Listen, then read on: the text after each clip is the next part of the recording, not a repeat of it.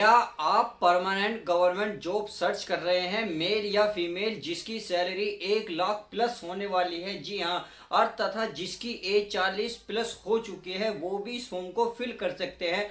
तो इस वीडियो के माध्यम से मैं उस वैकेंसी का अनाउंसमेंट करने जा रहा हूं जो इसकी एज बच्चों की 40 प्लस हो चुकी है तथा जो बच्चे ग्रेजुएशन कंप्लीट कर चुके हैं। तो इस वीडियो में मैं क्या क्या पॉइंट कवर कराने वाला हूँ, देखो पोस्ट कितनी रहेगी उसकी मैं बात करूंगा, एज कितनी रहेगी, आवेदन कब से चालू होंगे, फीस इसमें कितनी रहने वाली है, क्वालिफिकेशन क्या मांगी है, सिलेक्शन प्रोसेस कैसे रहेगा, प्लस सैलरी क्या रहेगी, प्लस इंपॉर्टेंट डॉक्यूमेंट्स हमारे क्या लगने वाले हैं। तो इस वीडियो के माध्यम से सब कुछ कवर होगा। फटाफट कोई दोस्तों तो शेयर कर दो, वीडियो को लाइक कर दो। तो माय डियर स्टूडेंट, चलते हैं और देखते हैं पहले ही इसकी मतलब कौन सी हमारी ऐसी पोस्ट है जिसमें सैलरी 1 लाख प्लस होने वाली है तथा हमारी जो एज है 18 मिनिमम और मैक्सिमम 45 साल तक की उम्र में बच्चे फॉर्म को फिल कर सकते हैं। बच्चे की आप तो बड़े बुजुर्ग इस फॉर्म को फिल कर सकते हैं। तो चलिए बात सबसे पहले कर लेते हैं। अगर मैं प्यारे बच्चों इसमें सैलरी या एज की बात करूं, प्यारे बच्चों एज की, किसकी एज, तो एज मिनिमम कितनी है, 21 साल रहने वाली है और मैक्सिमम की बात करूं तो आपकी 40 साल रहने वाली है। जो बच्चा अगर OBC में आता है तो वो बच्चा पे तीन साल का आरक्षण पा सकता है, यानी कि 21 से लेके 43 साल तक के जो बच्चे हैं वो भी इस फॉर्म को फिल कर सकते हैं। इतनी बात समझ में आ गई होगी।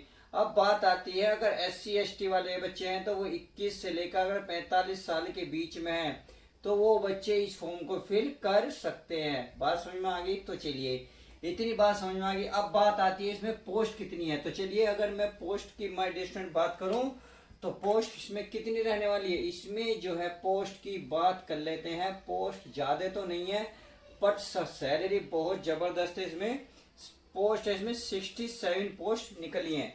तो देखिए 67 पोस्ट कम नहीं होती, क्योंकि माय डियर स्टूडेंट हमें केवल एक पोस्ट चाहिए। एक पोस्ट के लिए हमें थोड़ा सा मेहनत करनी होगी, क्योंकि इसकी सैलरी मैं कह रहा हूँ 1 लाख प्लस है। तो इस बात का ध्यान रखना, थोड़ी सी तो मेहनत मांगेगा बट कोई नहीं। जो बच्चा थोड़ा सा भी तपेगा, अपने आप को तपाएगा, सोने की तरह निखर के भी तो वही आएगा। सैलरी भी वही, मतलब सैलरी भी उसे ही मिलेगी, पोस्ट भी से मिलेगी। बहुत जबरदस्त पोस्ट है।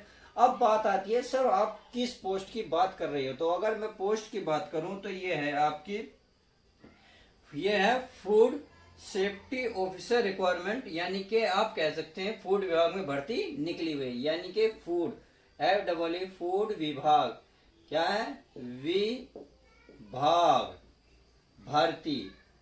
ये इसमें प्यारे बच्चों भारती, ये इसमें फॉर्म निकले हुए हैं। 67 पोस्ट हैं, फूड विभाग भर्ती निकली हुई है। एज की बात करें तो 21 से 40 साल रहने वाली है और 21 से 45 SC ST वालों के लिए।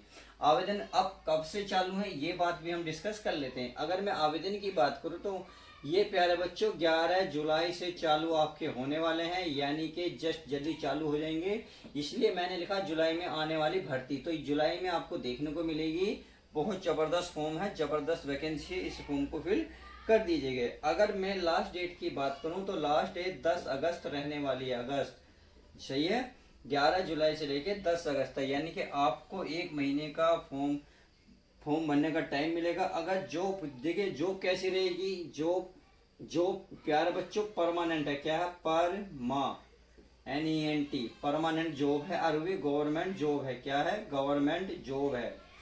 इस बात का आपको ध्यान रखना होगा। उम्मीद है ये भी आपके समझ में आ गया होगा। तो चलिए अब बात आती है इसमें फीस कितनी लगने वाली है। चलिए अब फीस की भी बात क्लियर कर लेते हैं। फीस की बात कर लेता हूँ। देखिए इसमें फीस जो रहने वाली है माय डियर स्टूडेंट, जो जनरल OBC वाले हैं, यानी कि फीस की बात कर लेते हैं। जो जनरल OBC वाले हैं वो आपको प्यारे बच्चों 500 रुपये चार्ज देंगे, केवल जनरल और OBC वाले। बात आती है ST ST वाले जो हैं उनके लिए आपको 250 रुपये का चार्ज लगेगा फॉर्म भरते वक्त। समझे कौन, SC और ST वाले। बात क्लियर हो गई। चलिए बात आता है अब क्वालिफिकेशन क्या मांगे। चलिए फीस हो गई, अब क्वालिफिकेशन। क्वालिफिकेशन में ज़्यादा कुछ नहीं है। जो बच्चे ग्रेजुएशन करो बैठे हैं इनके क्वालिफिकेशन,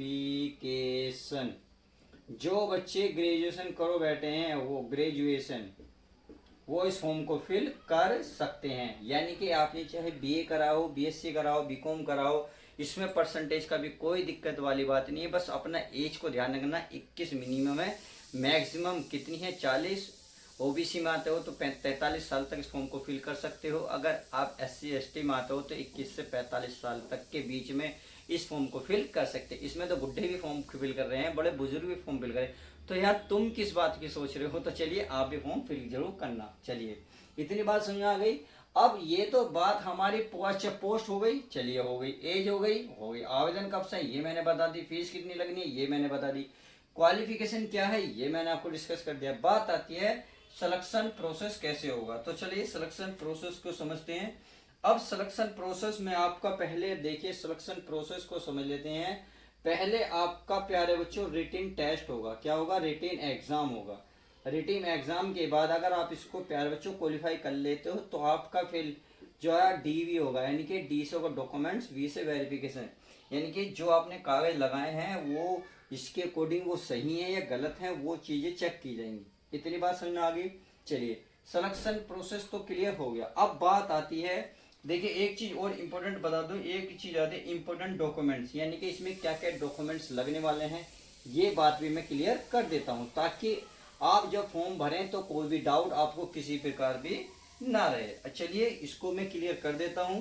इसमें इम्पोर्टेंट डॉक्यूमेंट्स में देखिए, पहले प्यारे तो आप प्यारे बच्चों में क्लियर ऐसे बता दूं, इसमें पासपोर्ट साइज फोटो चाहिए, 10 से 20 फोटो आप रखना अपने खींच के एक। फिर आपके सिग्नेचर वाइट पेज पे सिग्नेचर आपको अच्छे से आने चाहिए।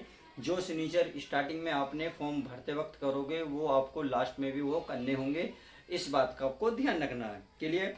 बात आती है आधार कार्ड। आधार कार्ड में जो भी डाउट हो क्लियर, सब कुछ क्लियर बेहतरीन तरीके से करना, क्योंकि एक भी मात्रा आपको कहीं ना कहीं इस लक्ष्य से दूर कर सकती है। इसलिए मैं कहता हूँ अपने कागज डॉक्यूमेंट्स अभी से क्लियर रख लो, अभी से बेहतरीन तरीके से रख लो, कोई भी डाउट रहना नहीं चाहिए एग्जाम के वक्त। यानी कि जब आपका सिलेक्शन हो, डीवी हो, तो ऐसा डाउट ना आए कि आप पूरी मेहनत बेकार चली जाए।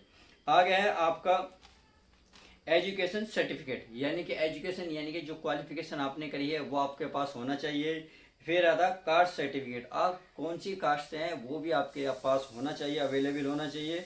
फिर आता है एज प्रूफ, यानी कि आपके पास में एज प्रूफ के तौर पर डॉक्यूमेंट्स होना चाहिए। इतनी बात समझ में आ गई। तो चलिए इस वीडियो के माध्यम से मैंने आपको वो चीज़ें बताई हैं जो आपको नहीं पता थी। अब फटाफट 11 तारीख का वेट मत कीजिएगा, अभी तैयारी करना शुरू कर दीजिएगा। जब फॉर्म निकलेंगे तो आप फॉर्म को फिल कर लेना, अच्छे से सब कुछ कवर हो जाएगा। तो चलिए मिलते हैं नेक्स्ट वैकेंसी के साथ। वीडियो कैसी लगी प्लीज़ लाइक शेयर कमेंट्स करके जरूर बताएं।